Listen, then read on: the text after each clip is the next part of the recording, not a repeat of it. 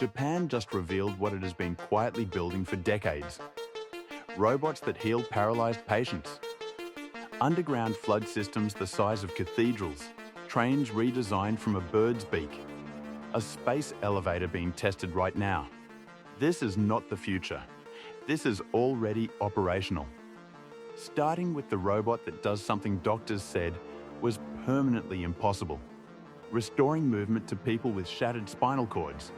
Not assisting them, actually rewiring their brain until they can walk without it. Robot that heals. Meet HAL, hybrid assistive limb. 9 electrodes attached to the legs and detect the faint electrical signals the brain sends when it thinks about moving. HAL reads that intention and moves the legs on the brain's behalf. Every session, the brain gets stronger feedback. The neural pathway between mind and muscle rebuilds itself through repetition. Patients who trained with HAL began walking without it. Not all of them, but enough that Japan's Ministry of Health approved it as a certified medical device, and hospitals across the country now prescribe it the way they prescribe physiotherapy. Strokes, spinal cord injuries, muscular dystrophy. HAL does not treat the symptom. It repairs the signal. That distinction is the entire difference between a mobility aid and a recovery device. Robots that care. ECG monitors elderly patients continuously. Vital signs, movement patterns, fall detection. The moment something goes wrong, it alerts nursing staff instantly.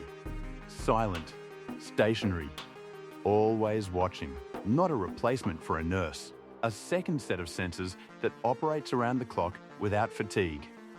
Robert handles the physical work that destroys human backs, lifting patients from beds, repositioning them, moving them between locations. It has the structural strength to do this hundreds of times a day without injury risk to staff or patient. Nursing facilities that trialled it reported significant reductions in caregiver injury rates within the first year of deployment. Then there is the bear-shaped robot that elderly patients actually smile at. Softer design, gentler movements built specifically to reduce the fear response that clinical machinery produces in older people. Japan noticed that patients cooperated more readily with a robot that looked approachable. So they built one that looks like a bear. That is not a gimmick. That is human psychology applied to engineering. Rakuro is a self-driving personal mobility robot for elderly and disabled users who cannot push a wheelchair or navigate independently. It has a face with eyes and a mouth that shows what it is about to do. Turning left, stopping, moving forward. The expressions exist because Japan's designers understood that people feel safer when they can read their environment. A machine with a face is less frightening than a machine without one. Avatar robot cafes. At Dawn Cafe in Nihonbashi, Tokyo, and its permanent sister location, the staff serving your coffee are not physically in the building. They are pilots, people with OLS, spinal cord injuries, severe disabilities, or conditions that make leaving home impossible. They operate small humanoid robots called Oriheim from wherever they are. The robot sits on your table. The pilot's face appears on its screen. They take your order, chat with you, make your drinks, and joke around in multiple languages. More than 80 pilots are currently employed across these cafes. People who would otherwise be entirely isolated are earning income, maintaining social connection, and being genuinely useful to strangers who walk through the door not knowing any of this is happening until they sit down. This is not charity. It is employment. Japan built a working model for economic inclusion of people the rest of the world has largely written off as unemployable. The underground flood system. The metropolitan area outer underground discharge channel runs 50 kilometers beneath the suburbs of Tokyo. 5 concrete silos, each tall enough to contain a full-size building, are connected by tunnels wide enough to drive a truck through. When typhoon rainfall overwhelms the city's rivers, water floods into the silos, fills the tunnels, and is pumped out by turbines, each weighing as much as a jet engine, into the Etagawa River before it can reach the surface. The system has operated since 2006. It has reduced flood damage in surrounding areas by over 7 times compared to pre-construction levels. Millions of people live above it. Almost none of them know it is there. Japan does not announce what it builds. It builds it and lets the results speak. The Kingfisher train, high-speed trains entering tunnels, compress the air in front of them so rapidly they produce a sonic boom at the exit. Japan's solution came from watching a kingfisher bird dive into water without producing a splash. The bird's beak displaces water gradually rather than hitting it flat. Engineers redesigned the nose of the Shinkansen using the same aerodynamic principle. The train now enters tunnels and exits them without the boom. It is quieter, more energy efficient, and faster than the version it replaced. A problem most high-speed rail networks accept as unavoidable was eliminated by studying a bird.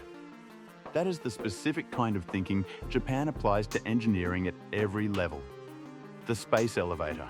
Japanese researchers have been developing a working model of a space elevator for decades. The concept is a tether structure extending from the surface of the Earth to orbital altitude, with cargo vehicles climbing it using electric motors rather than rockets. The energy cost of reaching orbit via this method would be 90% lower than chemical propulsion. Japan has already conducted small-scale tether experiments in orbit using satellites to test material behavior in the conditions a real structure would face. The primary remaining barrier is a material strong enough for the tether under the stress loads involved. Japanese scientists are among the world leaders in carbon nanotube research, which is the leading candidate material. This is not a concept paper. It is an active engineering program with laboratory results and orbital test data behind it. Earthquake engineering. Japan experiences more seismic events annually than almost any other nation.